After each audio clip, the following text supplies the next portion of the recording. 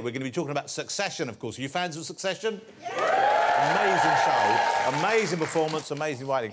I mentioned earlier on that you played Hannibal Lecter. Yeah. Who obviously, by no stretch of the imagination, is a nice human being. You've played other kind of awful people, and now we see you playing Logan Roy in Succession, who, once again, is not really my idea of a good person. I think he's misunderstood. Yes. But you managed to humanise them. Yeah. I mean, the job is to make them human. I mean, everybody's human. You know, even Hitler was human, believe it or not. And I think that our job, actors, is we have to find that which is human in them. And Logan's a really interesting character from that point of view, because he's a man who's, you know, very misunderstood.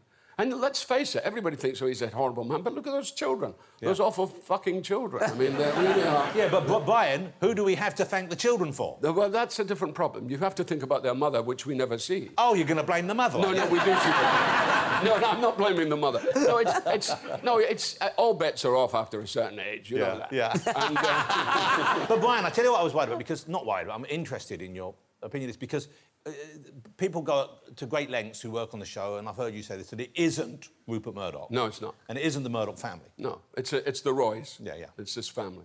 But, of course, it's the Murdochs. So the thing is... No, I mean, Jesse Armstrong would... the problem is that Jesse Armstrong once wrote a piece about the Murdochs, and, of course, everybody makes that association. But, I mean, I mean, I've got 3 sons and a daughter, and a lot of people have 3 sons and a daughter. Some people make that association. Yeah. But he has 3 sons and a daughter, and he owns a multi-million-pound media empire. He does. So it's a kind of a bigger comparison. But anyway, but if we assume that maybe there was an element that people would look at it, because certainly as viewers we look at it and think this is kind of the Murdoch story, even if it isn't specifically that. And I wonder, and I know you're not a fan of what Rupert Murdoch's done with his businesses. No. Right. Do you worry, therefore, about humanising someone like him? No, I think that you have to be truthful. You've got to be honest. You've got to present people as they are. You know, you can't sort of... you know, the rule in acting is never judge your character. If you start judging your character, you're screwed. Yeah. That's not our job. Our job is to present the guy or the gal or whoever as they are, and just try... And it's not about sympathy either. That's the danger. People think, oh, you're trying to make them sympathetic. No, but there's empathy as opposed to sympathy, and that's a very different thing. So you have to understand who somebody is. Yeah. And that's the challenge, that's the job. And Rupert, I mean, Rupert, you've got to be going now.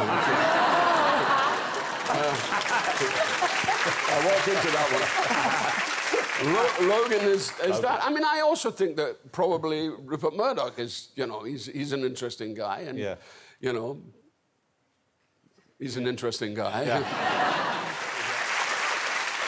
Obviously, he's frank and outspoken, and the swearing is part of the appeal in a way. And I think that's become almost like a catchphrase. Oh, it's unbelievable. People literally stop me. People will come. I mean, I remember I was playing LBJ on Broadway in a thing called The Great Society, and I would come out of the theatre at night, and there'd be a young couple there, a 17-year-old with their device, and they would come up to me and they'd say, "Can you tell us to fuck off?" And I would say, "Oh, fuck off." And it was the easiest thing to do, you know, to tell them, and they got it, and they were happy, and I was certainly happy too, to tell them. I read in your book about you, the night you met your wife, you tangoed with her. Yeah. So you were good... Would you do a show like Strictly, or in America it's Dancing with the Stars, isn't it? No, I wouldn't do Strictly.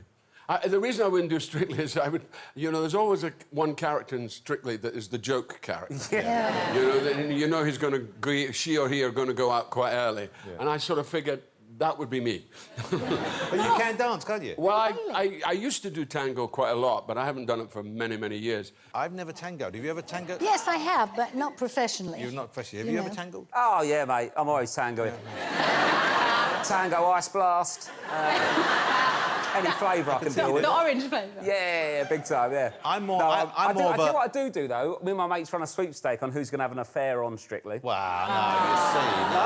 Is that OK? Well, I'm not the one doing it. I'm just, you know... Yeah. Can you not do that? We all draw hats, like, you know, in the World Cup. You get a team, you get a pair, and you all put a tenner in.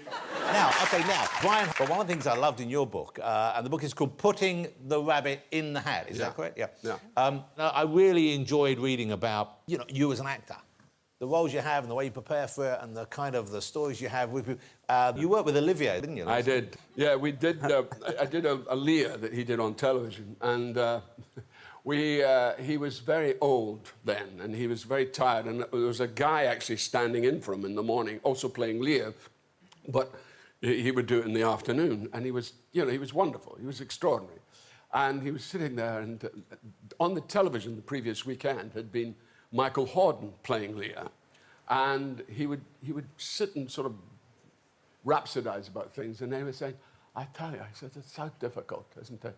I find this part so difficult. It's so fucking tiring. It really, really is. He said, did anybody see Michael Hordern?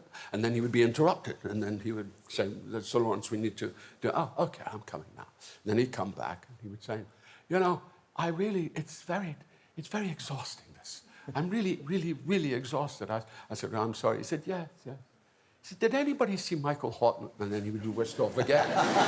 And then he came back, and he sat there, and he said, you know, I don't know my lines. Not a fucking word do I know. And I went, oh, no, that's not... No, I don't know my lines. Did anybody see Michael Hordern? He knew his lines. Yeah. He knew all of his lines. And then he did this. And it really...